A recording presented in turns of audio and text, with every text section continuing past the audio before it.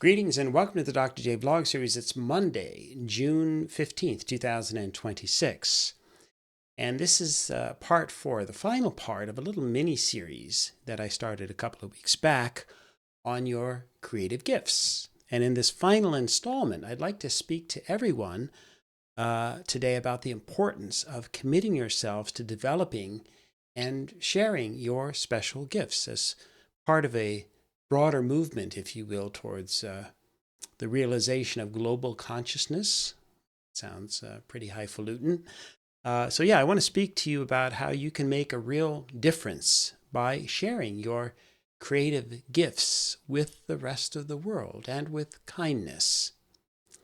So for me, a lot of this philosophical perspective, if you will, traces back to reading things like James Redfield's The Celestine Prophecy back in the mid-1990s. I won't give too much away about that particular work if you're inclined to want to read the book.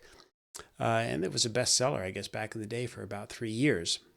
But the book basically deals with this idea of a shift in global consciousness in the late 20th century that's explained by a recently rediscovered manuscript, some ancient manuscript in Peru that was originally published around 600 BCE, at least according to the story that Redfield's telling. So the manuscript contains then a series of 9 insights, really delivered in the form of a series of parables that are meant to illuminate what's happening in the world as people seek to find meaning in their worlds beyond what science and technology and materialism have to offer. And there's a certain restlessness that appears to have infected the human soul, at least again from Redfield's perspective, which then could only be calmed and reconciled through a fundamental shift in consciousness that would bring about a new and better world. Of course, there are powerful entities at play too that are involved that don't want our world to become a better place or for people in general to become enlightened. And so that reflects kind of a common theme that the rich and the powerful and those who benefit from the current arrangements don't really want to see things. They don't really have much incentive to want to see things change. And in my view, that notion is actually only accelerated in the 21st century. That is, the events of the last quarter century, on balance, seem to be weighted more in the direction of the rich and powerful consolidating more and more wealth and power and influence, mainly toward their own benefit, not necessarily for the broader benefits or improvement of humanity or the global ecosystem, writ large. So, for example, we know that the global elites control more money and financial resources than ever before, that authoritarian regimes have become increasingly commonplace, although again, in some places that trend has been reversed. But we do see also the current polling data indicate that there's an overall decline in optimism and institutional trust and anticipation, quite frankly, of a brighter future. Young people today, and this is what's particularly concerning, express more reservations about the fate of humanity and the global environment. They tend to be less optimistic about their futures, more likely to be depressed and anxious, and on a not entirely unrelated issue, less likely to form marriages or even to desire to have children at any point in their lives compared to previous generations.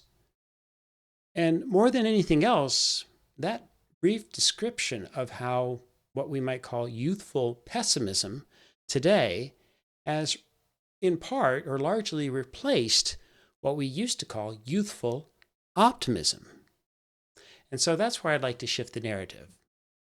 So no, we are not currently involved in this the development of this broader collective conscious that's approaching anything close to what Redfield imagined, or that sense of an emerging global consciousness that would allow us to sort of transcend our daily struggles or latent tribalism, to say nothing of the dominance of, challenge the dominance of global capitalism and this focus on material well-being and the retreat from religion and spiritual life more generally. But all of that said, the point of today's vlog is to shift the narrative. I'd like to focus instead on the half-full side of the equation. So what we do have today are the many among other things, are the many incredibly bright young people coming of age all over the world, many of whom have access to more information, certainly, than ever before, and at least in principle, could nurture a greater awareness of the challenges and the resources that are available to help us solve our global problems or even our individual problems if we drill down. So where am I going with this? So I saw several of my former students graduate last week, met many of their parents and family members as well. And I was genuinely and continue to be truly inspired by their success and deeply impressed by their intelligence and their sensitivity.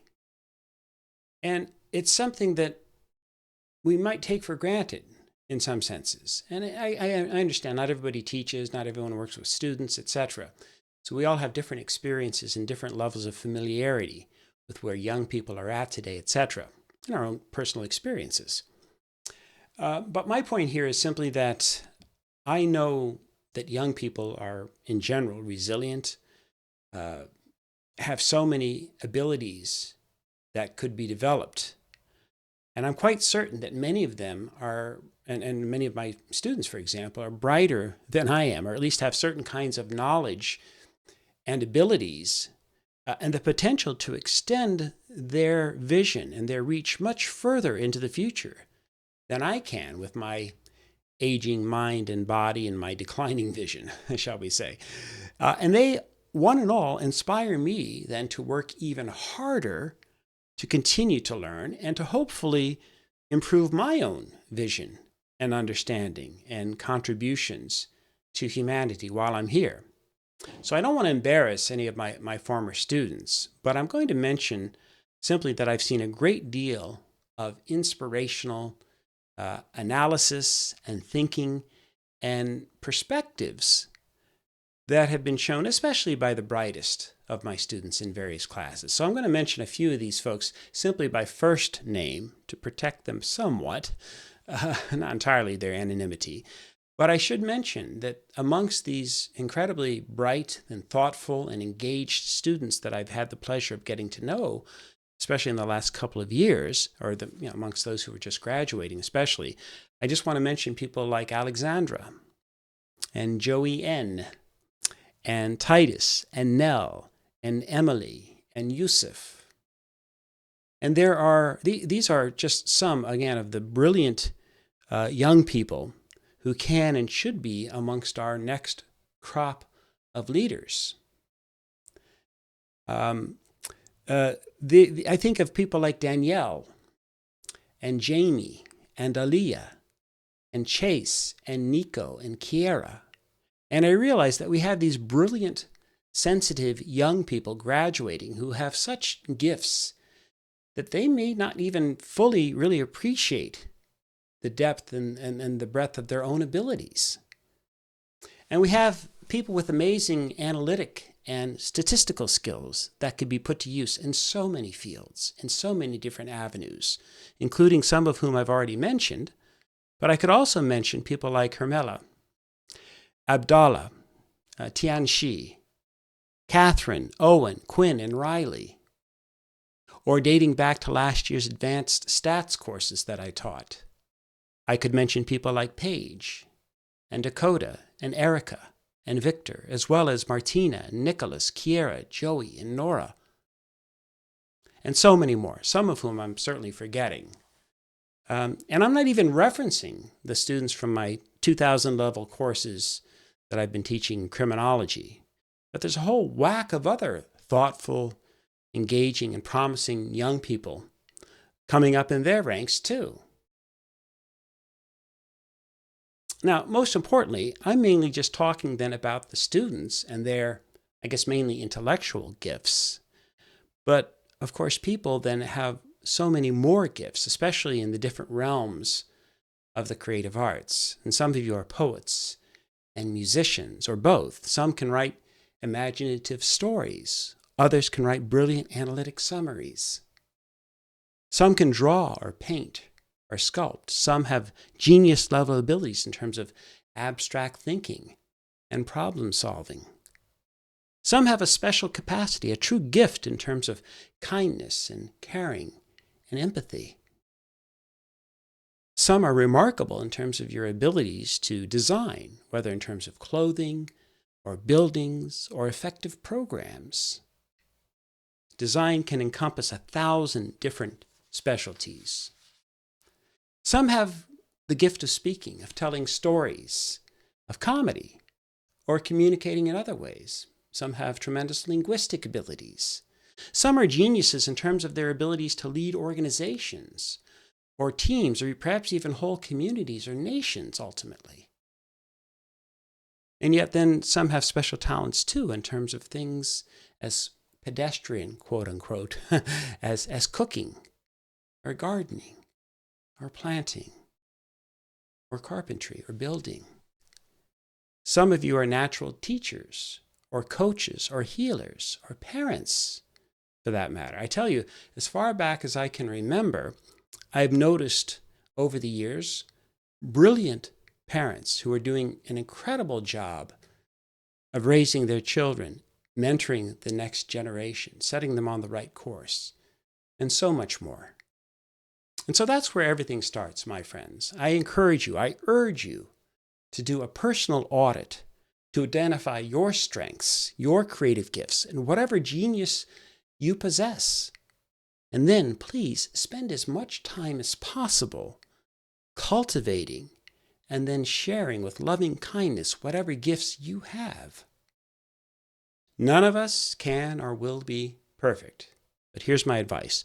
The more time you spend developing and sharing your creative talents, your special gifts, your calling, if you will, the less time you'll have to lapse into failure or to allow your shortcomings to rise to the surface or define who you are. To be sure, again, we all have our flaws and shortcomings. I could go on and on ad nauseum about my own, that's for sure. But one of the best remedies that we have is to not allow yourself to get sucked down into the vortex of negativity or depression, or to choose the path of least resistance and just let yourself fall down or do the least that you can do. I still remember my 7th grade gym teacher's last words that he spoke to me before I graduated from Robert Frost Intermediate to enter into high school. In fact, these are the last words I ever heard from him. But he's a guy that we made fun of because of his crew cut, because of his military background and his no-nonsense approach to gym class. After all, at that time, we were the rebellious, long-haired kids who experimented with drugs in the 1960s, and in my case, in the 1970s. But even though I was a thorn in this man's side in grade 7 gym class, I broke a lot of rules. I got into trouble quite often, and I managed to skip 26 of 180 official school days that year. But nevertheless, he saw something in me. And while we hardly said 2 words to each other as I traversed through grade 8, the next year he came up to me at the end of field day, back in June of 1976. And he said simply, and I'll never forget this, "Kalski, don't sell yourself short." End quote. That's it. Not a man of many words, not a man of sentimentality, but I was genuinely impressed that he would come up to me and say such a thing. He cared. He saw something in me. He wanted us dopey kids to grow up and turn into fine young men and women. His gift, his way of expressing that was a bit different. And again, I remember his words verbatim. Exactly 50 years later now? Those words, those little interventions, that little bit of advice can make such a difference, especially in a young person's life. So that's my advice to anyone watching and listening. Don't sell yourself short. Don't remain mired in self-doubt or racked with uncertainty about what you have to offer. You may not always know right at this moment what your true gifts and talents are, so make that a priority. Yeah? And then once you've identified your creative gifts and talents, everything else falls into place. And the world's a better place because you are or you were here. And you made a difference. You really do make a difference. Do that self-audit. Find your gift. Share your gift. And that's my parting thought for today. Thanks for being here. Thank you, each of you, for trying, for sharing your creative gifts, for being here and making whatever difference you might be making. And I'll see you soon.